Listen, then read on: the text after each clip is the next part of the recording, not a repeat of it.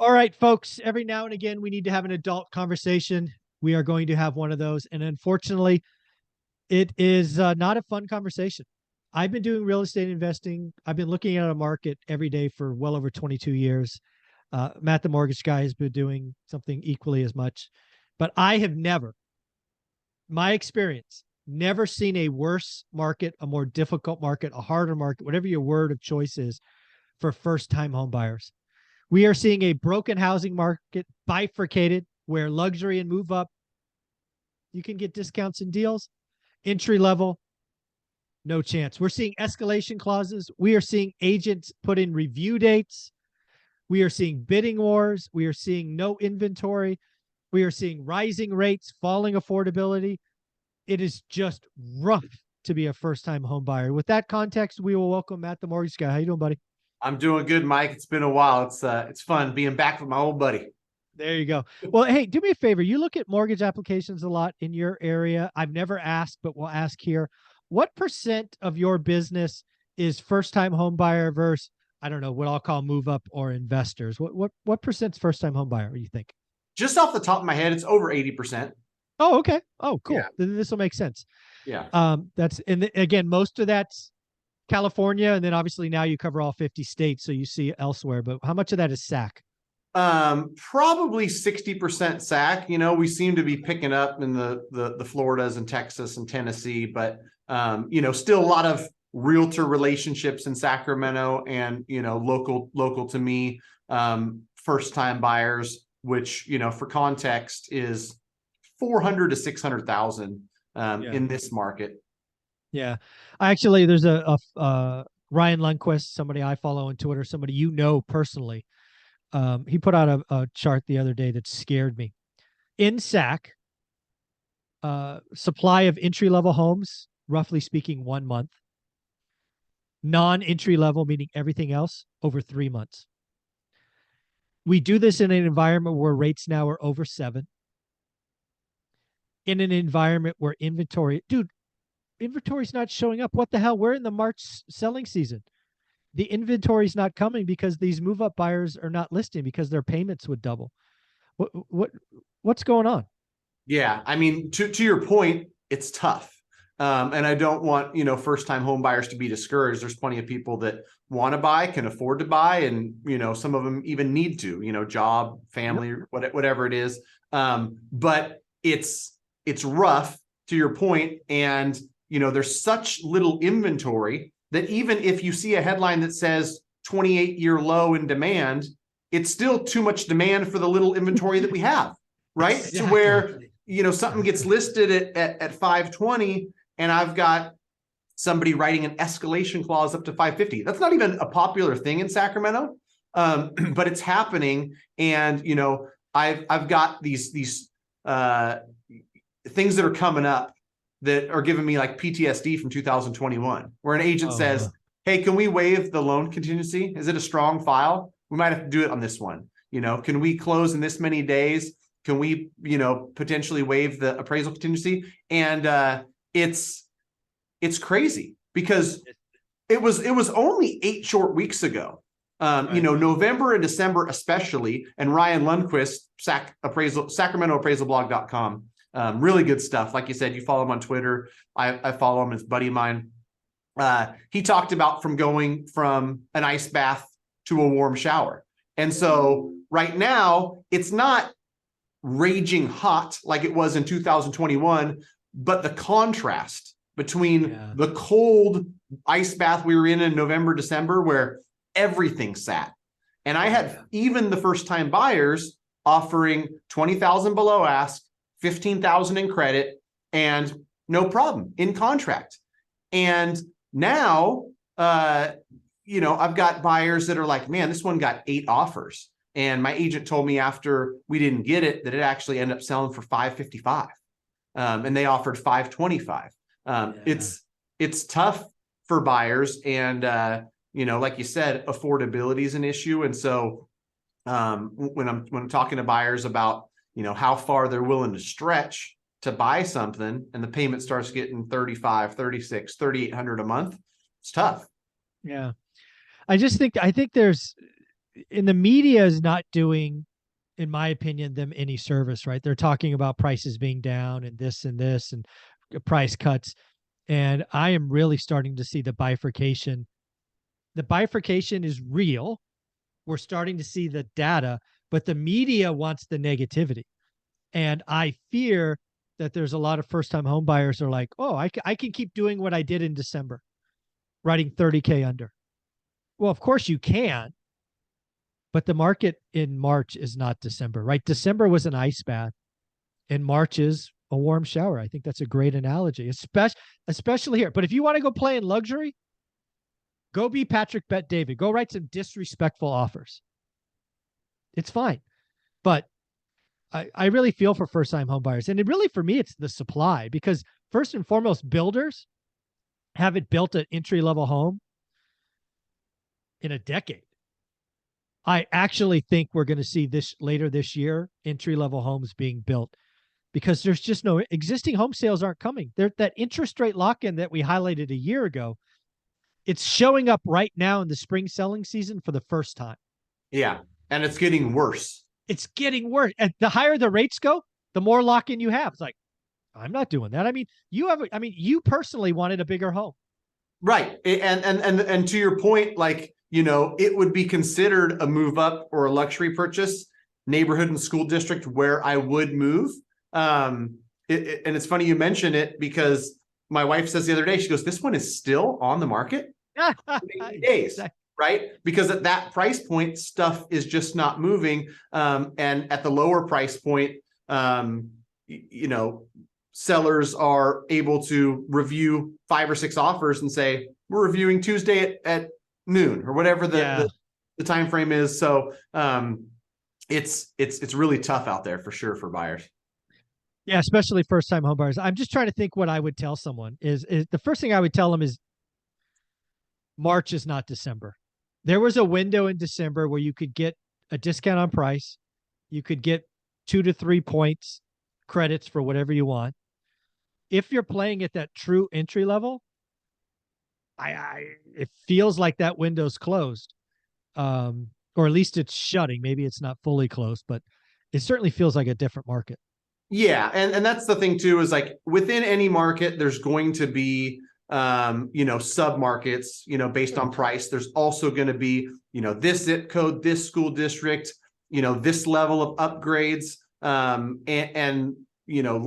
it always is the case, priced well, shows well, active, people are putting in offers. You can probably still find some homes that even in the entry level are been on for 35 days. Yeah. They're overpriced. Yeah. They need some repairs. Not everyone's willing to do it. And so, you can still find something, but it's getting harder. I want to tell you this stat, because when I heard it, I thought it was bonkers. To your point of nothing being built, and that's part of the problem, along with the interest rate lock-in. If you look at the number of new builds by decade, 2010 to 19, 2000 to 09, 1990 to 1999, we know that 2010, 2019, that was historically low amount of building. You know how far you got to go back, Mike, to a decade where we built less homes in the US? I'm going to guess the 40s. The 30s. Oh, wow. So when the population triples, but we haven't, built less homes since the 1930s, that's going to contribute to the problem. And, we'd probably still have a problem even if it wasn't for that, just because of people not wanting to move because they've got 2.5, 2.75, 2.99 30-year fix. This is going to go down in the history books in a couple of years as a supply problem, right? Supply and demand, you learn it in economics. It's like my degree, right? Supply usually is taken as a given. It's like, of course it'll be there. Of course. As my research indicates, 1981, 82, 83, 84, we had this interest rate lock-in. And, here's a sad fact. In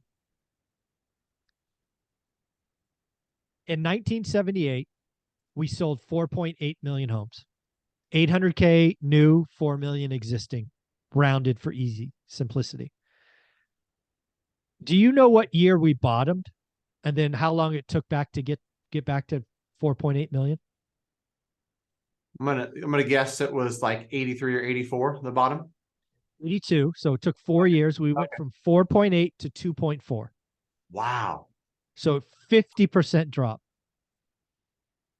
in 4 years. Now, how long does it take for us to go from 2.4 back to 4.8? 88. 96. Holy crap. Yeah, that's oh man. So 14 years. Yeah, from the bottom, but 18 years peak to peak. Wow. And what was our peak? Like 7 million in 21? 7.1, I think, if you add new 7.1. and existing. Yeah. And 21. we're at about 4 now. 4. Yeah. Yes. Yes. So the recovery might take a while. That's actually, it's funny you bring that up because that's exactly what I was like, I might be wrong. Well, first off, I said I'm probably wrong because I had the bottom come in about 18 months. It may be longer. I don't think it's a lot longer. Like it took 4 years last time, but most of that was the first 2 years. But it's still, for the next 2 years, it's still ticked down. But yeah, the recovery, I actually thought we'd get back by 2025. I'm now thinking it's 2030. Wow. It's a long time. And it's because the supply's not coming. Historically speaking, people stayed in their homes 8 years. There are going to be people that age out. They're going to pay this bitch off. They're not going anywhere. That's what I was going to say. That's another stat that I'll be interested in. Is I think it already eclipsed a decade. So the average stay for somebody in a home, is going to get to 12 or 13 years. Easy. And again, I want to be very clear. That is the financially responsible thing to do. A 2.5, a 2.8, a 3.1, a 3.3 mortgage is an asset. You are borrowing 30-year money less than it costs the federal government. Right. Keep it. Yeah. And that's the thing too, then the problem is I want the other school district. Me and my wife and kids want to move into the other house. I'm going to keep the one I leave because I'm not going to get accidental landlord. I'm not leaving. I'm not losing that. I'll cash flow like a monster. My payments X, rents X squared. Keep it. Yeah. If I left my current primary, it would be a monster of cash flow because I've got a tiny payment with 2.5%, 30-year fixed. I just talked to somebody with a $973 payment in Sacramento because they, have a 2.75 and they only owe 160 grand on it. Taxes, insurance, all in 970. I'm like, man, that thing is you could rent that house for $2,700. Yeah. Yeah. So again, when I go back to first-time home buyers, I want them to understand it's really tough right now. I don't really have great news.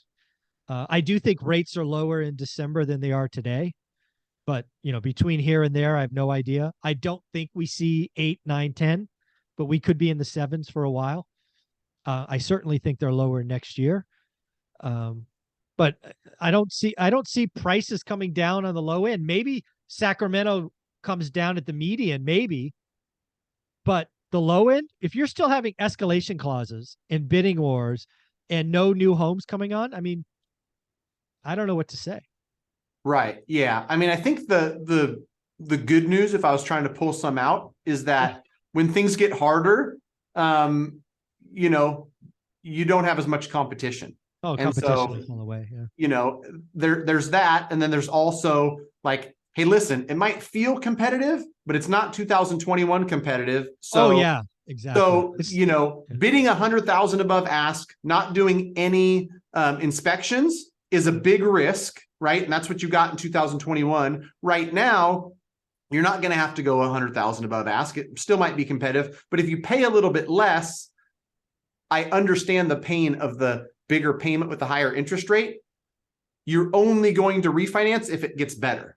It won't get any worse than that, but it can get better. Rates come from 6.75 down to 5%. Now you're, $500 less per month than you originally signed up for and qualified for. Mm-hmm. That could be a potential positive. Yeah. And again, I still think real estate is the way to get on the wealth ladder. It's very clear that owning assets is better than renting. Don't stretch. Don't risk things. I don't like arms. I don't like, maybe this would be video number 2. Marry the house, date the rate. I don't necessarily like that. Right. So again, don't stretch, don't risk your family, save, don't stop. That's a big thing. All right, I've been pretty negative on this video. I would tell you not to stop looking. You never know when you find that situation, that opportunity. Yeah, but don't gamble. Don't waive conditions. This is not 2021. What do you think? Correct. Agree. Yeah, if somebody wanted to reach out and see what's what, maybe they're an investor, maybe they're trading up or first time home buyer, how could they reach out and get some great advice? Greatmortgagebroker.com. Just fill out the form. We'll be in touch. We're in 44 states. If it's one of the 6 we're not in, we'll refer you to a great broker in that state. But just reiterating. Wait a second. I thought you just said we're in 47 states, but now we're not in 6. Did we get 3 new states?